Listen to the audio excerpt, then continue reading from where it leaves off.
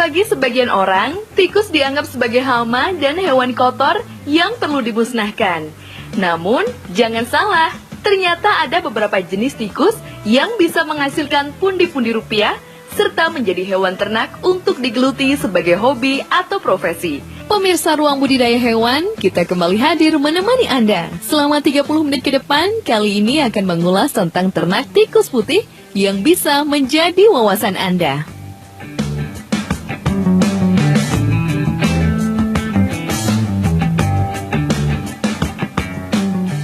Nama saya Suparno, alamat Dadapan RT 02, Jalan Parangtritis, kilometer 8, Sewon, Bantul, Yogyakarta.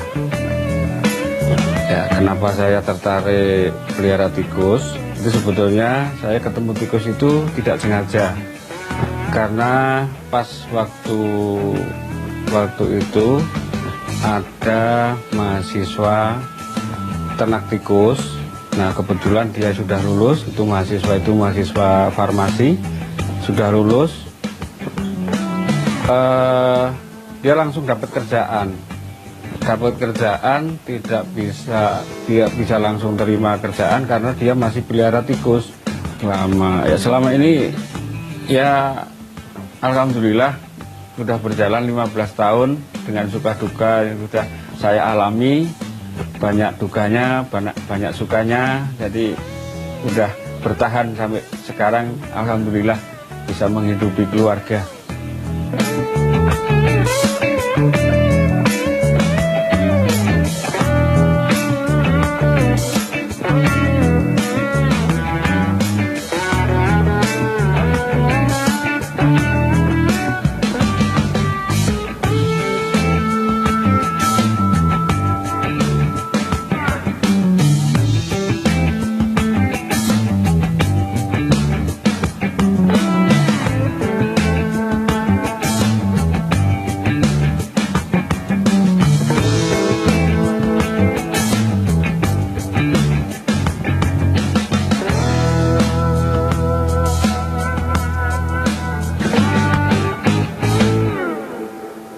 Wujudkan bersama IndiHome.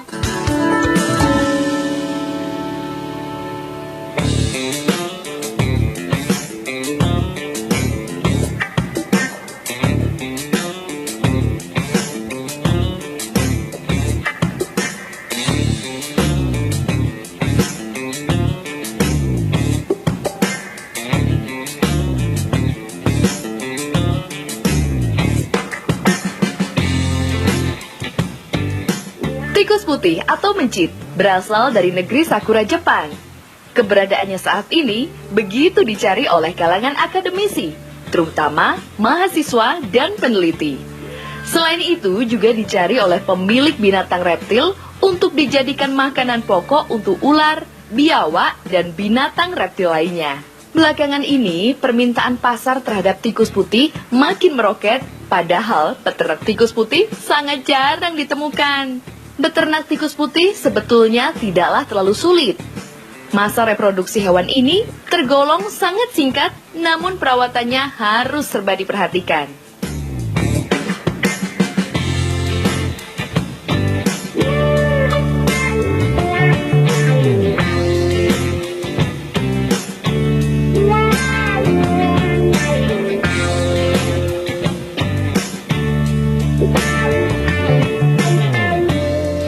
Ini tikus yang baru umur sekitar 2 bulan. Ini tikus umur 2 bulan ini. Ini jantan ini ya. Ini kelihatan testisnya di sini. Ini jantan. Ya. Untuk budidaya sendiri ini apa namanya? Untuk perkawinan. Nah, untuk perkawinan ini ada set ya, di set. Jadi set itu satu 4, jadi satu jantan betina 4. Jadi ini untuk perkawinannya seperti itu.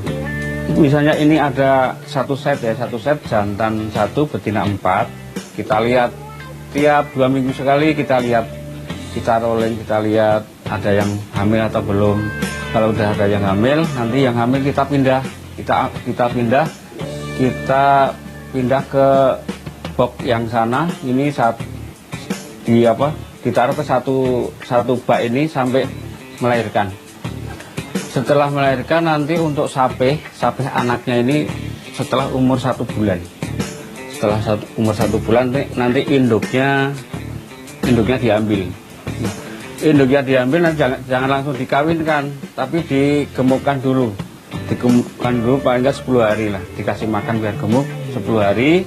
Setelah 10 hari induknya udah gemuk, nanti kawinkan lagi. Gitu. Jadi ini sudah sapian setelah 1 bulan sapi segini. Nanti jadi nggak sampai 23 hari itu nanti udah lahir, karena kita ngambilnya kan sudah hamil dari sini. Jadi mungkin sekitar 2-3 minggu setelah kita pisah itu kemungkinan sudah lahir kayak gitu. Nah, setelah lahir nanti induknya menyusui paling nggak 1 bulan. Setelah 1 bulan baru induknya diambil. Itu sapi namanya. Nah, sapi kayak gitu. Oh enggak, kita pakannya tetap ya. Kita pakannya kasih BR1. Jadi kalau BR1 itu yang pokok BR1. Kadang kita campur dengan AG2. Jadi kita ada ada campuran formulanya itu BR1 ada yang hamil, yang menyusui, sama aja sama yang sapi yang seperti ini pakannya itu air minumnya.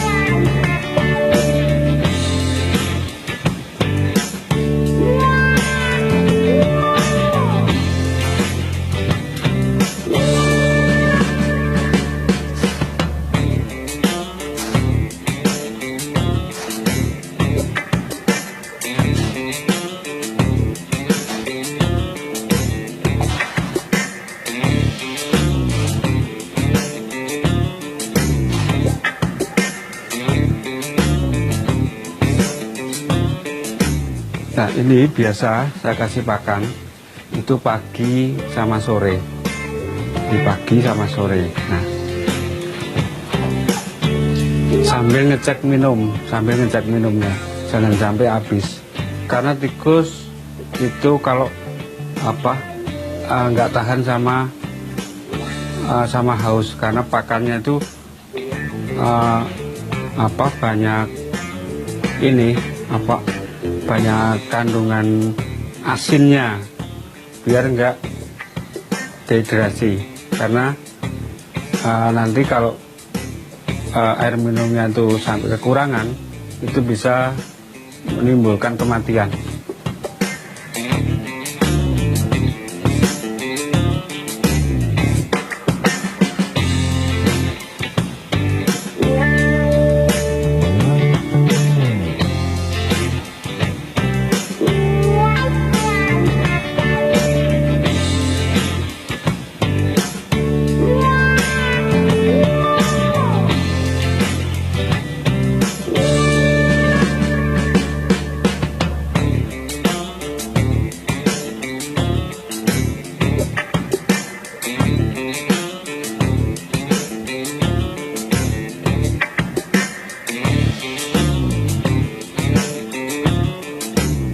Kondisi tikus putih yang dijual melalui pengiriman harus dinyatakan sehat dari tenaga medis terdekat. Hal ini berguna supaya tikus tidak menularkan penyakitnya saat pengiriman berlangsung dan tiba sampai tujuan dengan selamat. Menekuni budidaya tikus putih membutuhkan ketelatenan khusus dan kontrol serius akan ketersediaan makanan dan minuman.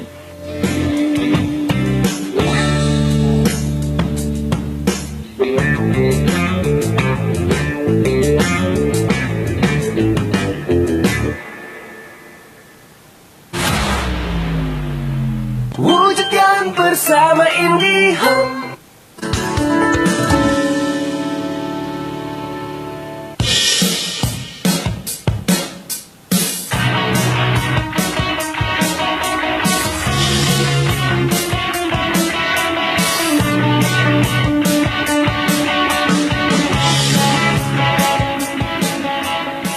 Beternak tikus putih sebetulnya tidaklah terlalu sulit.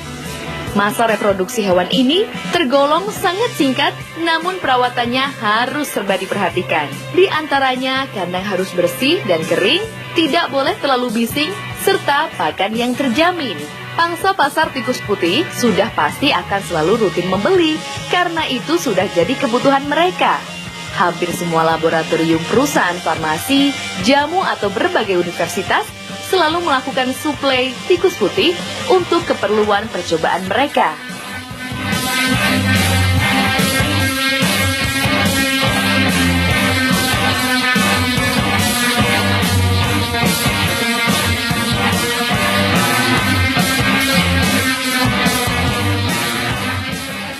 Jadi untuk pemasaran kita di samping menggunakan media sosial, ada web juga, webnya judulnya tikusputihpenelitian.com. Nah, di samping itu kita juga ada lewat teman-teman mahasiswa. Jadi ada mahasiswa yang ambil tikus dari sini, dari tempat kita. Setelah lulus, nanti dia bilang ke adik-adik kelas. Nah, terus dosen-dosen yang dari luar Jawa itu juga kalau pas kebetulan ambil S2, S3 di Jogja, ambil di tempat saya, otomatis nanti dia pulang ke asalnya atau kota tempat mereka asal. Ada mahasiswanya yang mau penelitian, otomatis direkomendasikan ke nomor saya. Itu untuk pemasaran. Jadi dari mulut ke mulut untuk pemasaran yang langsung seperti itu.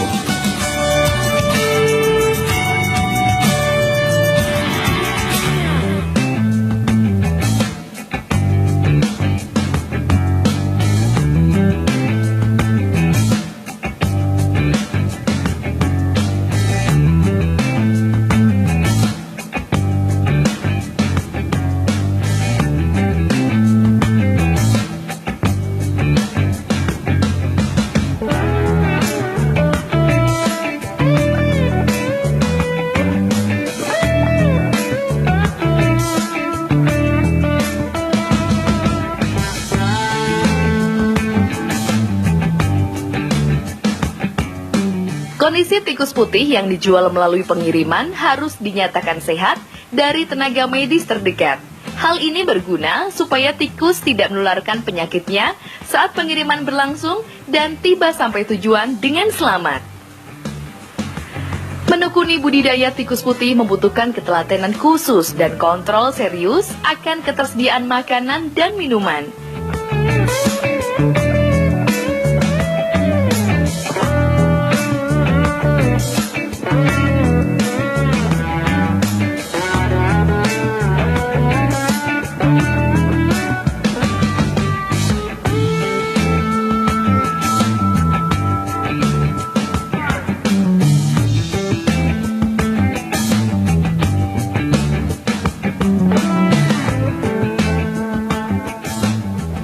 Tikus penelitian itu biasanya yang dipakai itu rata-rata itu antara umur 2-3 bulan.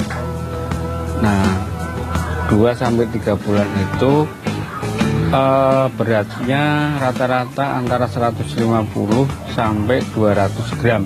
Itu yang tikus yang wistar. Jadi untuk penelitian sendiri kan tikusnya ada dua macam ya.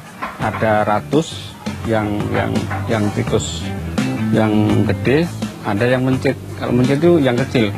Jadi mencit kita pelihara yang galer Swiss, ya galer Swiss itu yang mencit. Kalau yang ratus saya peliharanya wistar. Itu sebenarnya tikus yang ratus itu ada dua macam juga. Ada yang jenis wistar sama sparagui daule. Nah, itu pemakainya itu fakultas masing-masing. Kebanyakan kalau yang pakai yang sparagui itu fakultas kedokteran itu biasanya. Kalau yang wistar kebanyakan pakai yang wistar. Kalau yang itu farmasi apa segala itu pakai wistar. seperti itu. Nah, sebetulnya saya ini pesan sama semua, ya, sama semua. Mungkin barangkali ini ilmu saya bisa ditularkan untuk semua yang melihat acara ini.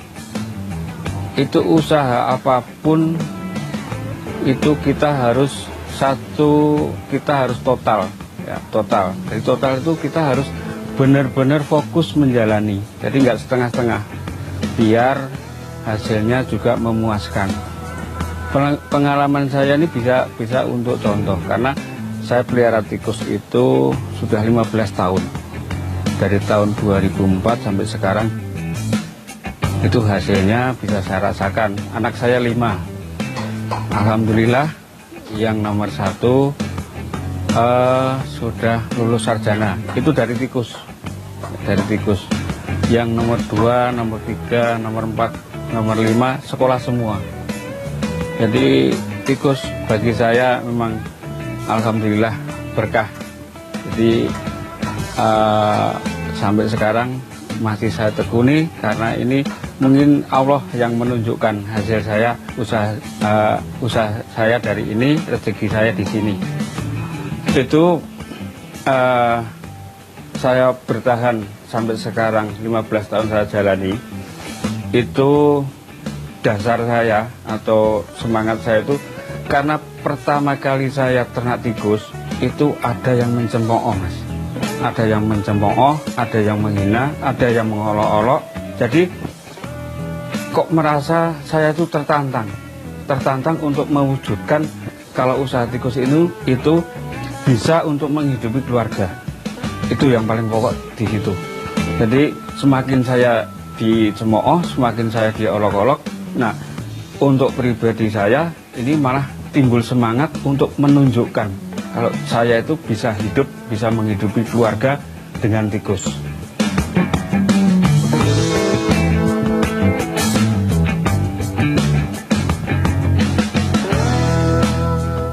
Pemirsa Ruang Budidaya Hewan, tuntas sudah episode kita kali ini membahas tikus putih. Kami segenap kru undur diri, sampai jumpa di episode selanjutnya. Tentu saja dengan ulasan yang tidak kalah menariknya. Sampai jumpa.